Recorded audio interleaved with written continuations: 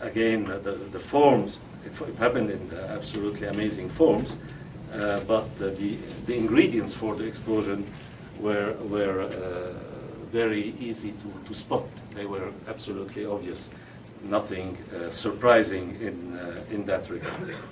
Now, let me address a little bit the conditions in the two countries. Of course, I'll focus more on Egypt because it's a more decisive country for the region and the world. But I'll start with Tunisia. And also stressing the differences between the two countries. One major difference is that the Tunisian government, or the Tunisian regime of Ben Ali, was much more of a mafia-like kind of rule than the Egyptian one. Not that the Egyptian one was any more honest or whatever, or non-corrupt. I don't mean that, but in Egypt it was, and it still is, and I'll emphasize this, really an institution in power, and this institution is the army. Whereas in Tunisia, Ben Ali had developed something which looked much more like a personal and family type of rule than whatever you had in Egypt, despite the familial dimension that exists also in Egypt, of course. And the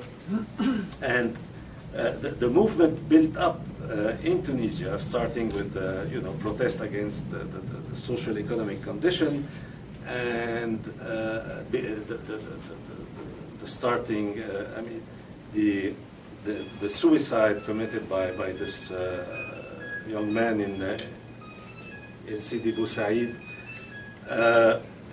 was seen as, of course, a sign of despair, but a despair created not by the political conditions initially, but by the social economic conditions.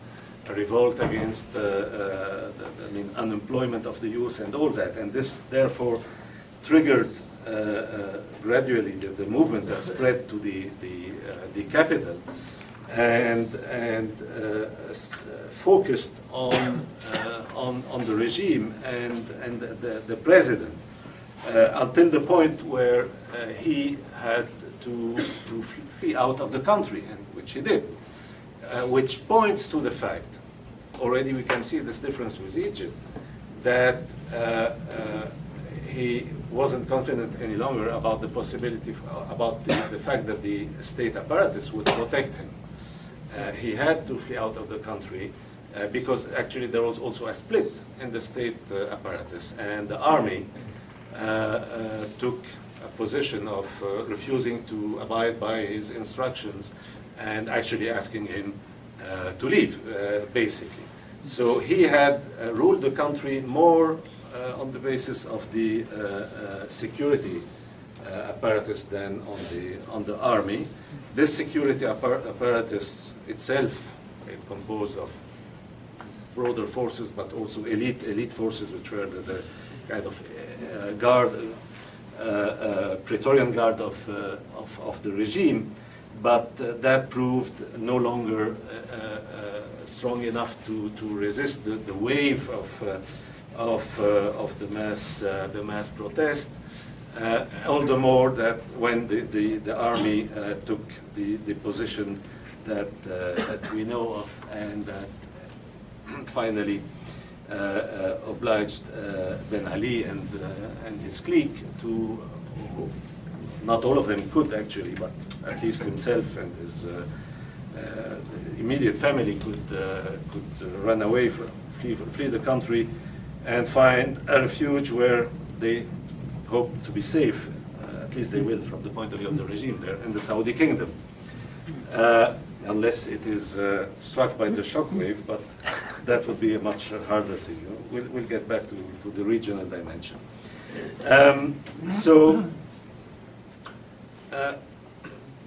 Well, Tunisia is also a country, where there is a Tunisian bourgeoisie, we would say, Tunisian capitalism, which developed. I mean, this is a relatively wealthy capitalist class of an industrial nature, export industries, some of them in the textile sector and in other sectors. This, let's say, this economically dominant class, well, contemplated also the fact that Ben Ali had become a liability for bourgeois interest in the country, and that also precipitated his downfall. And you could see how basically they were willing to sacrifice some of the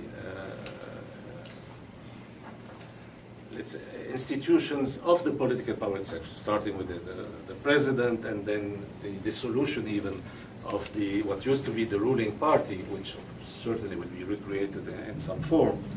But there is a degree of willingness to do that for the movement, I mean, under the pressure of the movement, in order to calm down, cool down the movement itself. There is a movement, a willingness to do that, provided the social order be preserved, because that's what basically they are keen on. And so they made concessions as representative, I would say, then of the class, based on the class. They made concessions to the movement in changing the personnel, changing the figures, putting in some members of the opposition, cutting a deal with the bureaucracy of the trade union movement, which played a role in joining the movement. I don't have time to get into the specific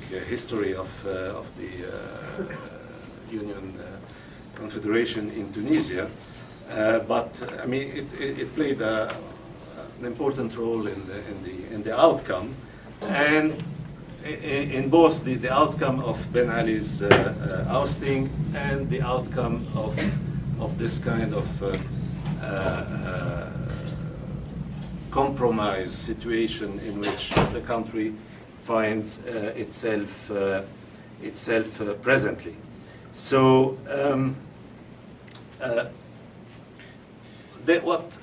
what is happening, what is taking place is concessions at the level, and not only concessions, but I would say the consciousness at the level of the ruling class in Tunisia that I mean, after years of personal rule, they have to try to get back to some kind of more democratic rule, parliamentary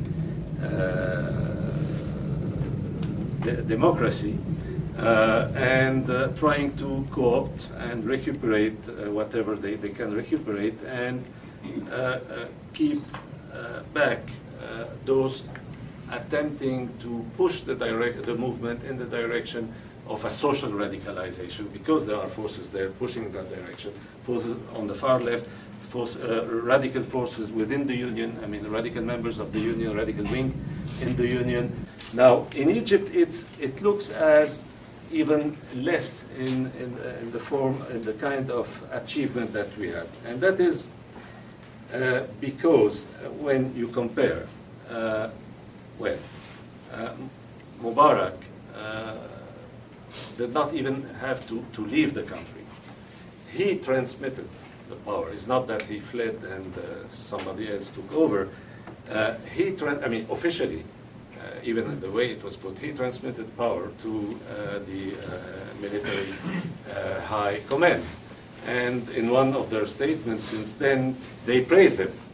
Yeah, they praised the president for his role in doing so. And actually, even Obama found a sentence of praise for Mubarak for having, conceded to the people what needed to be conceded.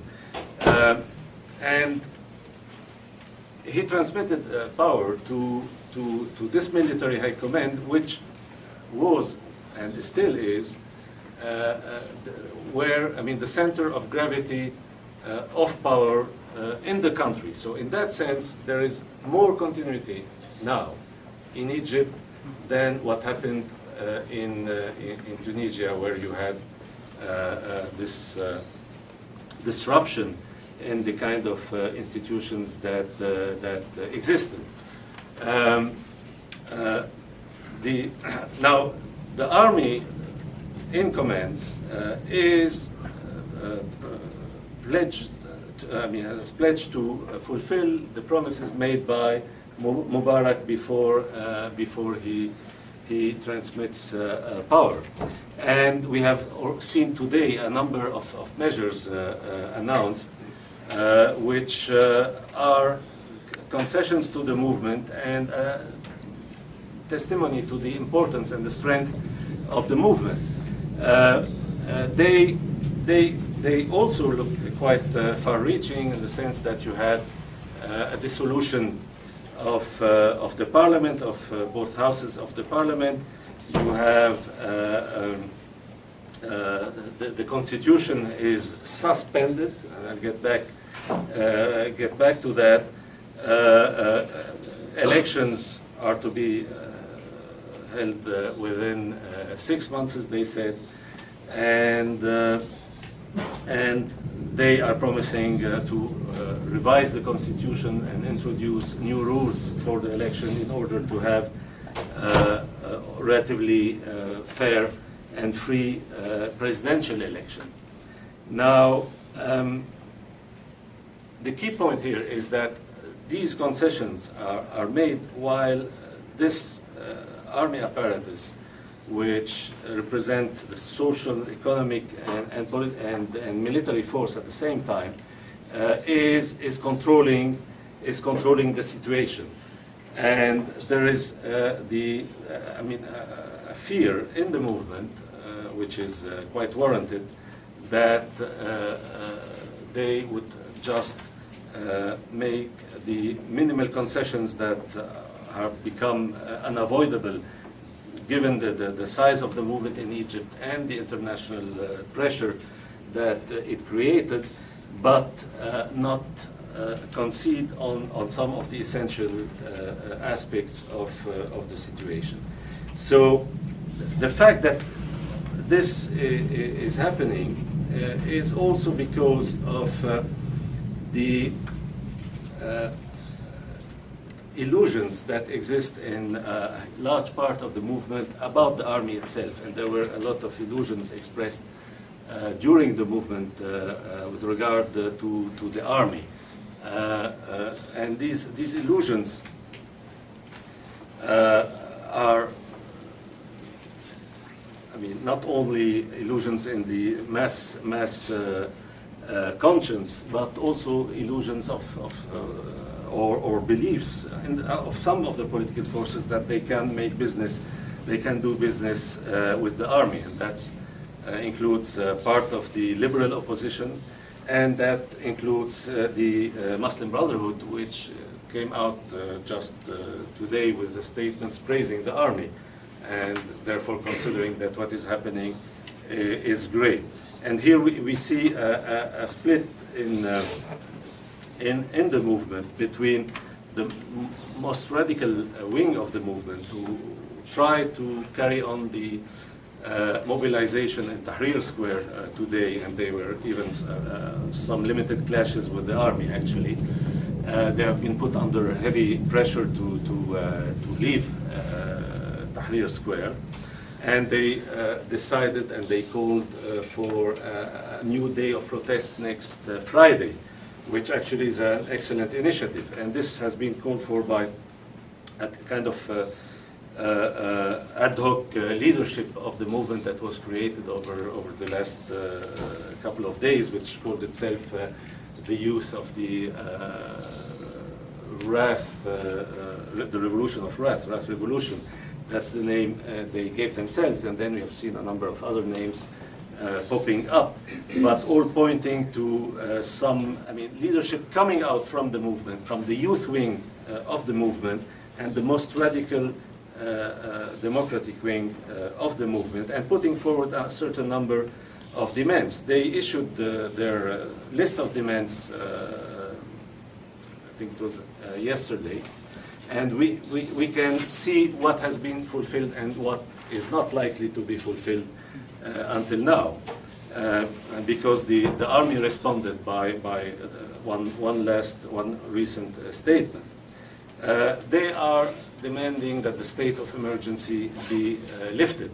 Now this has been promised, but we have yet to see if it will be implemented. They have demanded the release of all political detainees, and well, there is no pledge at this point, at least, and no indication by the army that they will do that. They have demanded not the suspension of the constitution, as the army did, but the abolition of the constitution and the election of a constituent assembly, which is a far-reaching democratic demand, which actually was also put forward in Tunisia. And we can see this radical democratic demand as a kind of touchstone showing the limitations, that is of the movement in their achievements. Huge uprising, great mass movements, weakness at the level of the leadership and the ability to focus on such radical demand and impose their implementation. They are demanding, well, this happened, a dissolution of parliament, but that was to be taken for granted. I mean, it was clear for everybody worldwide that the last parliamentary elections in Egypt were completely rigged and fraudulent.